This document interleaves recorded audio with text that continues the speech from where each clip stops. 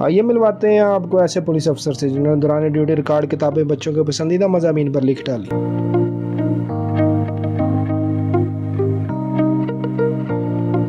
बिस्मिल्लाहिर्रहमानिर्रहीम। नाजरीन, एक्सप्लोर पाकिस्तान से आपका मेज़बान इनामुल हक खुशामदीद कहते हैं। आज की वीडियो में हमारे साथ जो शख्सियत है वो एक जानी मानी और मारूफ शख्सियत है। इनकी शख्सियत दो हवाले से मारूफ है। एक हवाले से तो ये एक पुलिस अफसर हैं और दूसरी तरफ ये एक राइटर हैं। राइटर भी ऐसे हैं जी जो पाकिस्तान में सबसे ज़्यादा बच्चों के हवाले से लिखने वाले राइटर हैं। और जो पुलिस अफसर हैं तो पुलिस अफसर एक आला रैंक के पुलिस अफसर रिटायर हुए हैं हालिया। आइए उन शख्सियत से मिलते हैं। उनका नाम है अहमद अदनान तारिक। जी सर, कैसे है? ठीक है, बहुत मेहरबानी, शुक्रिया आप आए मेरे पास आज। Thank you very much. Sir कुछ अपने हवाले से बताएं सर, ये लिखने का शौक कहाँ से पड़ा है? ये पुलिस वाले आमतौर पे इस तरह का हमने नहीं देखा कोई पुलिस वालों को शौक हो। भैया मैं तो हर इंटरव्यू में ये बात करता हूँ कि ये प्रिविलेज पूरे पाकिस्तान में किसी के पास भी नहीं। जो मिडिल क्लास फैमिलीज़ है ना जी, उनके जो बड़े बच्चे होते हैं ना जी, उनको ये नहीं होता कि हमने, उनके पास ये ऑप्शन नहीं होती कि हमने इस फील्ड में जाना है।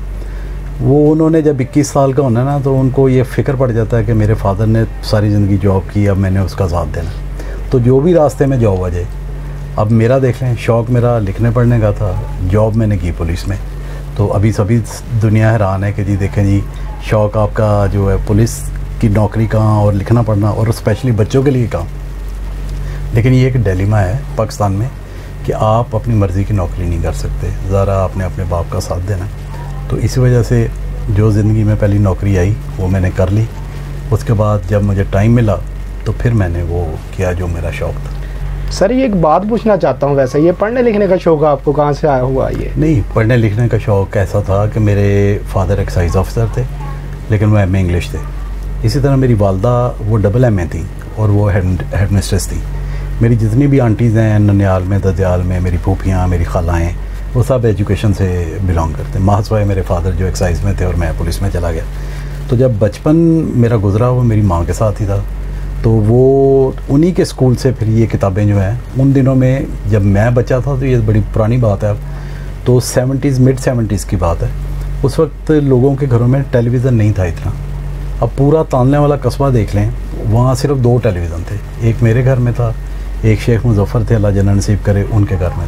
तो आधा तानले वाला हमारे घर में शाम को होता था, आधा तानले वाला उनके घर में होता। तो उस वक्त जो पढ़ी लिखी फैमिलीज़ थी, उनके जो बच्चे थे वो ये नावल ही पढ़ते थे, क्योंकि उनके पास और कोई तफरीह की चीज़ नहीं थी मासवा एक्सरसाइज के, गेम्स और फिर ये एक्स्ट्रा करिकुलर एक्टिविटीज़ के लिए ये किताबें। तो अब ये जो किताबें आप देख रहे हैं ये एक्चुअली मैंने बचपन में पढ़ी हैं। अब इनमें से कोई किताब इस लाइब्रेरी में 70 साल 60 साल से कम पुरानी नहीं, और इनको मैंने रिकलेक्ट किया। तो ये किताबें जो थी ये अम्मी की लाइब्रेरी से मैं लेता था।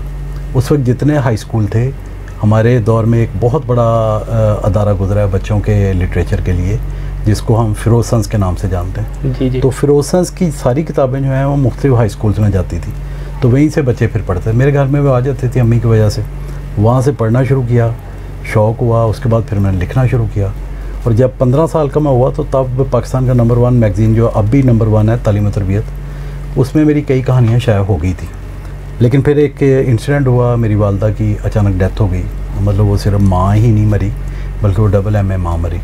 तो फिर वो तानले वाला छोड़ के मैं फैसलाबाद आना पड़ा, और फिर वो अगली एक्टिविटी स्टार्ट हुई। अच्छा नाजरीन, आपको जान के बड़ी खुशी होगी और हैरानगी होगी, सारे राइटर तो हैं, पुलिस वाले भी हैं, इसके अलावा इनका एक और शौक़ भी रहा है, ये बहुत अच्छे स्पोर्ट्स मैन रहे हैं। आइए जानते हैं क्या गेम खेलते रहे हैं, क्रिकेट खेलते रहे हैं, बैडमिंटन खेलते रहे, क्या खेलते रहे? जी सर बताएं।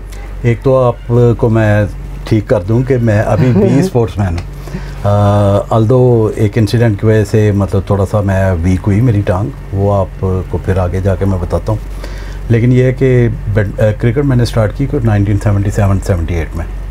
तो जब मेरी वालदा फौत हुई तो फैसलाबाद आया, तो बैडमिंटन इतनी थी नहीं इधर, हालांकि मैं बैडमिंटन में ज़्यादा प्रोलिफिक था। तो यहाँ आके फिर मैंने कॉलेज की तरफ से क्रिकेट खेली, BSc मैंने GC यूनिवर्सिटी से की। उसके बाद फिर मुख्तलिफ क्लब्स जो हैं फैसलाबाद के, कोनूर मिल में मैंने 12 साल क्रिकेट खेली। लेकिन एक क्लब के साथ मैं हमेशा अटैच रहा, वो शारजा क्रिकेट क्लब जो तानले वाला है, ज़रा मेरा बचपन उधर गुजरा था। तो वो तो 42 ईयर्स मैं तानले वाला की तरफ से कभी ना कभी किसी न किसी अंदाज से मैं तानले वाला जाता रहा। तो उसके बाद फिर जो है मैं बाहर गया, मिशंस थे मेरे ये पुलिस की तरफ से। UNO की तरफ से। तो मैं जब नमीबिया गया तो वहाँ साउथ अफ्रीकन जो थी वो B लेवल की टीम्स थी, उनकी एक लीग चल रही थी। तो उसमें फिर मैंने कप्तानी की, वो मैंने फ़र्स्ट क्लास भी खेली। फिर मैंने ये वेटरन्स की तरफ से, फैसलाबाद वेटरन्स की तरफ से खेला। तो बड़ी हेक्टिक क्रिकेट मैंने दुनिया भी घूमे हुए हैं, इसका मतलब काफ़ी मुल्कों में गए हुए हैं मेरा ख्याल है। डेफिनेटली वो 3 मिशन है मेरे, अच्छा। नमीबिया, कंबोडिया और बॉस्निया पुलिस की तरफ से। तो वो हमें CTO मिलता था कम्प्लीमेंट्री जो टाइम ऑफ था, तो उसमें मेरे जो कोलीग्स थे उनमें से ज़्यादा तो वो पैसे बचाने की कोशिश करते थे लेकिन मेरे वो पाँव में वो मैं टिकता नहीं था। तो मुझे पता था कि ये एक ही दफ़ा अपॉर्चुनिटी मिलनी है, तो तकरीबन सारा यूरोप, सारा एशिया, सारा अफ्रीका मैंने। क्या बात है, बड़ी बात है। अच्छा सर, वैसे आम तौर पे पुलिस वालों का हमने रवैया देखा है, बड़ा सख्त रवैया से होता है। जब हम आपसे मिले हैं तो हमें तो मालूम ही नहीं हो रहा कि हम एक पुलिस अफसर के साथ बैठे हुए हैं। रवैये में बड़ी नरमी है, बड़ी शाइस्तगी है। सर मिलके बड़ी खुशी हुई है, बड़ा दिल को सुकून मिला है कि ऐसा अफसर भी है। अच्छा, इसमें देखें कि एक तो होता है ना जी, को फ्लूक लग जाता है कि जी मैं जी कोई एक आध दफ़ा ऐसा चुरा हूँ। 1985 में मैं ऐसा ही भर्ती हूँ। 1992 में मैं पहली दफ़ा SHO लगा हूँ। अच्छा। आर्जी तौर पे SHO निशाताबाद। और 1993 में फिर मैं 18 फुल फ्लैज SHO लग गया था।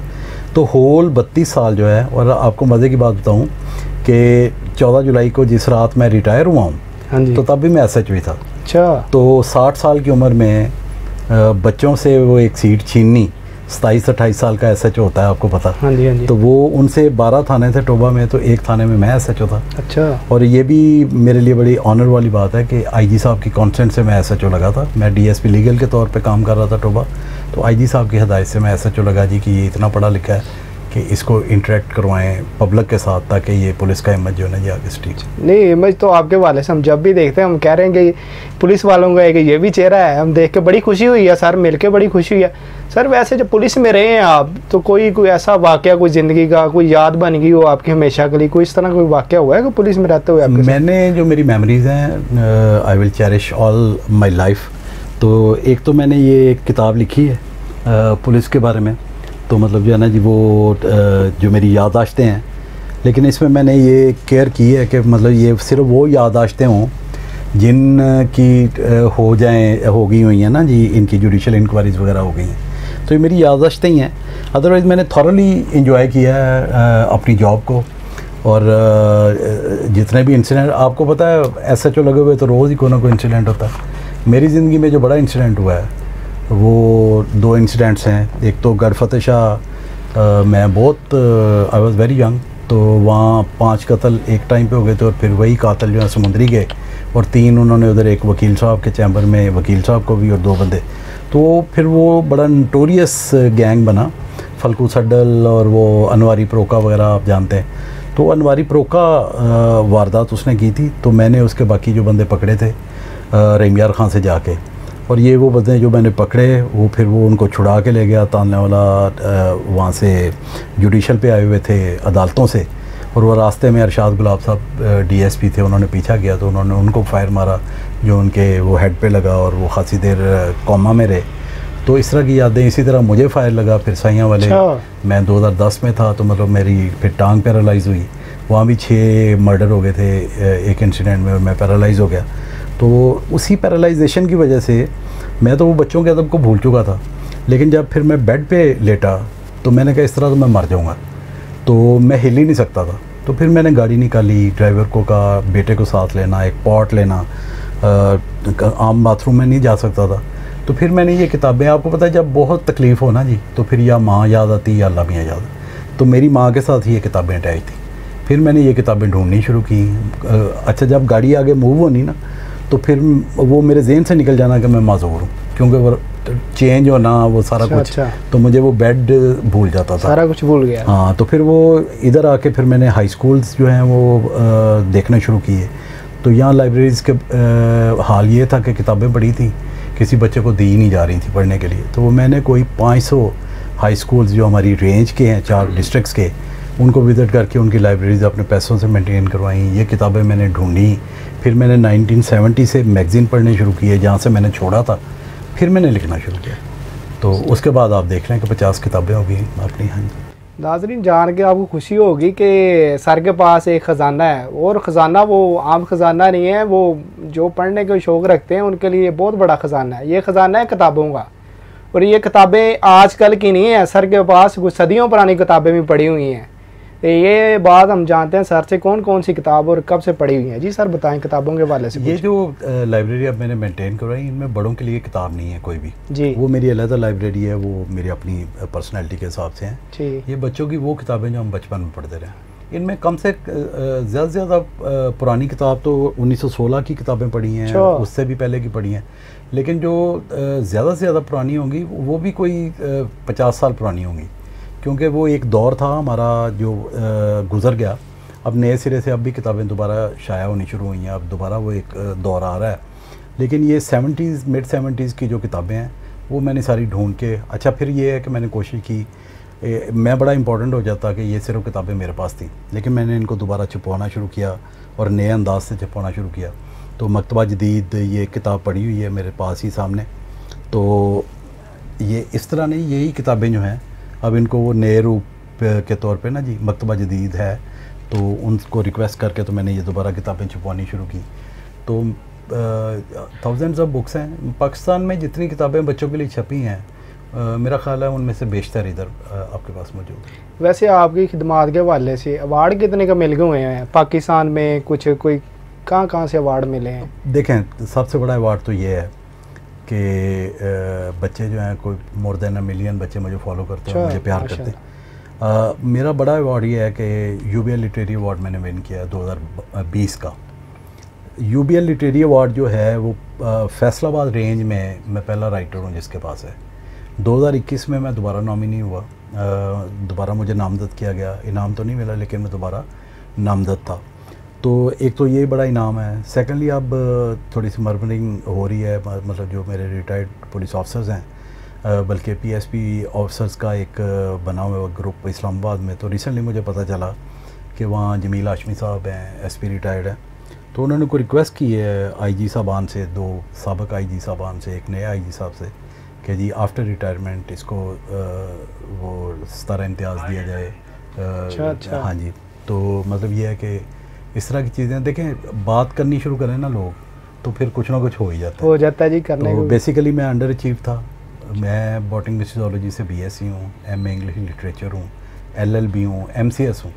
मुझ पे 5 एमफिल के थीसिस हो गए हैं माशाल्लाह, एक पीएचडी मुझ पे हो गई है, ठीक है ना जी। तो अंडर अचीव तो मैं था कि एएसआई जॉब की, फिर मैं डीएसपी नहीं हुआ। वो थोड़े से रिग्रेट होते हैं, लेकिन वो इतनी चीज़ें अल्लाह दे दे तो इस तरह की चीज़ बंदा माइंड नहीं करता। लाइमलाइट में ही मैं रहा हूँ, तो अब वो जो अंडर अचीव मैं था तो उसको इस चीज़ से पूरा हो गया वो अल्लाह ताला। मैं उन खुशकिस्मत इंसानों में से हूँ जिनको ज़िंदगी में दोबारा अल्लाह ताला ने मौका दिया कि जाओ भाई, तुम्हारा ये शौक़ था बचपन में और तुमसे छीन लिया गया था, तो अब तुम दोबारा ये अपना शौक़ पूरा कर लो। तो बस वो मैं इसे एक जिहाद के तौर पे लेता हूँ। तो अब जब मैं, आप देखें ना इस कमरे की हियत देख लें, जब मैं अंदर आता हूँ ये बंद होता है कमरा, तो जब मैं दरवाज़ा खोलता हूँ या रात को मैं सोता हूँ तो इन किताबों की खुशबू से मुझे अभी ऐसा ही लगता है जैसे मैं अपनी माँ के पास लेटा हूँ। क्या बात है। तो और किसी तरीके से ये स्मेल जो है किताबों की, ये अम्मी मेरे साथ लेटी होती थी और हम माँ बेटा, क्योंकि मैं ही बड़ा था तो वो ज़रा मेरे साथ ही बातें करती थी, मैं ही उनको, वो मुझे मंगा के देती थी तब। तो जब बच्चे, अब मेरे बच्चे बड़े हो गए माशाल्लाह, तो मतलब जो ना जी, मैं तो उनके सामने ये कहानी डाल के नहीं बैठ सकता कि मैं अपनी माँ को याद कर, लेकिन ये कि जब मैं अकेला होता हूँ, जज्बात है ना, जब मैं अकेला होता हूँ तो 48 साल हो गए उनको फौत हुए, तो कोई रात ऐसी नहीं जब मैं 3 दफ़ा कोलो वाला, 1 दफ़ा अल्हम्दुलिल्लाह और 1 दफ़ा दरूद शरीफ पढ़ के नहीं सोया। तो वो हमेशा ये होता है कि जब मैं अकेला हो जाता हूँ तो फिर मुझे ये होता है कि I am in the lap of my mother. अच्छा अंकल, ये बताएं आपका रवैया हमारे साथ इतना मीठा है, मुजरिम के साथ ऐसे रवैया रहता था कि उनको फेंटी शेंटी भी लगाई है कभी? मेरे बारे में, मेरे बल्कि तुम पंजाबी सवाल किया, चलो पंजाबी जवाब देना। मेरी वालदा जट सी, अच्छा, ते प्यो शेख सी। वो ताड़ी खैर, वो बूथा मेरा जिहड़ा ना शेखां वाला ते घसोण जट्टां वाले, ओए ठीक है ना जी। वो जिन्हां ने दूजे थानेदारां तो मतलब जिन्हां दे नाम बड़े मशहूर ने जी, और वो बड़े करख्त शक्लां वाले ते इत्थों हड्डियां निकलियां ते इंज बड़े सख्त जे, ਜਿਨ੍ਹਾਂ ਨੇ ਉਹਨਾਂ ਕੋਲ 30 ਲਿੱਤਰ ਖਾਣੇ ਹੁੰਦੇ ਸੀ, ਮੇਰੇ ਕੋਲ 35 ਖਾਂਦੇ ਸੀ। ਉਹਨਾਂ ਨੂੰ ਯਕੀਨ ਹੀ ਨਹੀਂ ਸੀ ਆਉਂਦਾ ਵੀ ਇਹ ਵੀ ਮਾਰ ਲੈਂਦਾ ਲਿੱਤਰ। ਜਦੋਂ 35 ਹੋ ਜਾਂਦੇ ਸੀ ਫਿਰ ਉਹਨਾਂ ਨੂੰ ਵਿਚਾਰੇ ਅਫਸੋਸ ਕਰਦੇ ਸੀ ਕਿ ਯਾਰ ਖਾਂ ਕੋਲੋਂ ਤਾਂ 30 ਖਾਣੇ ਸੀ ਤੇ ਸ਼ੇਖ ਅਦਨਾਨ ਨੇ 35 ਮਾਰਦੇ। ਤੇ ਦੇਖੋ ਮੇਰੀ ਜੌਬ ਹੈ, ਤੁਸੀਂ ਉਸ ਜਗ੍ਹਾ ਤੇ ਸਾਫੀ ਕੋਈ ਲਾਇਰ ਜਾਂ ਕੋਈ ਬੰਦਾ ਕੋਈ ਜੱਜ ਉਸ ਇਨਸੀਡੈਂਟ ਵਾਲੀ ਪਲੇਸ ਤੇ ਸਾਰਿਆਂ ਨਾਲ ਪਹਿਲੇ ਮੈਂ ਜਾਣਾ ਬਤੌਰ SHO, ਠੀਕ ਹੈ ਨਾ ਜੀ। ਉੱਥੇ ਜਿਹੜਾ ਖੂਨ ਬਿਖਰਿਆ ਹੁੰਦਾ, ਕਿਸੇ ਖਾਵਨ ਦੇ ਸਾਹਮਣੇ ਉਹਦੀ ਬੀਵੀ ਨੂੰ ਫਾਇਰ ਲੱਗਾ ਹੁੰਦਾ ਜਾਂ ਜਿਹੜਾ ਜ਼ੁਲਮ ਉੱਥੇ ਹੋਇਆ ਹੁੰਦਾ, ਉਹਦਾ ਸਾਰਿਆਂ ਨਾਲੋਂ ਪਹਿਲਾ ਅਫੈਕਟੀ ਮੈਂ ਆ ਜਾਂ ਪੁਲਿਸ। ਉਹ ਜਿਹੜੀ ਚੀਕਾਂ ਤੇ ਮਤਲਬ ਜਿਹੜਾ ਉਹ ਰੌਲਾ ਅਸੀਂ ਸੁਣਦੇ ਆ ਨਾ ਜੀ, ਉਹ ਸਾਡੇ ਦੇਨ 'ਚ ਉਹ ਰਹਿ ਜਾਂਦਾ। ਤੇ ਉਹ ਹਾਈ ਹੈਂਡਡਨੈਸ ਜਿਹੜਾ ਨਾ ਜੀ ਨਾਮ ਹੀ ਕਰਨਾ ਚਾਹੀਏ ਤੇ ਹੋ ਜਾਂਦੀ ਕਈ ਦਫਾ। ਉਹ ਜਜ਼ਬਾਤ ਦੀ ਰੋਚ ਲਾ ਲਓ ਜਾਂ ਜਿਸ ਵੇਲੇ ਅਸੀਂ ਸਰੀਅਨ ਕਹਿੰਦੇ ਹਾਂ ਬਾਅਦ ਤੇ ਫਿਰ ਅਸੀਂ ਉਹ ਲੱਭਦੇ ਫਿਰਦੇ ਹਾਂ ਨਾ ਜੀ ਕਿ ਗਵਾਹ ਕਿੰਨੇ ਜੀ ਤੇ ਇੱਥੇ ਕੌਣ ਸੀ ਤੇ ਇੱਥੇ ਕੌਣ ਸੀ। ਲੇਕਿਨ ਜੋ ਅਸੀਂ ਦੇਖਿਆ ਹੁੰਦਾ ਉਹ ਸਿਰਫ ਅਸੀਂ ਦੇਖਿਆ ਹੁੰਦਾ, ਉਹ ਜੱਜ ਦੀ ਅਦਾਲਤ 'ਚ ਉਹ ਅਸੀਂ ਦੱਸ नहीं सकते। नाज़रीन दिल तो करता है सर से बातें करते रहें, मज़ा ही इतना आता है बातें करने का, लेकिन क्या करें, थोड़ा सा वीडियो भी लंबी हो जाएगी, वक्त की नोयत का भी हिसाब है।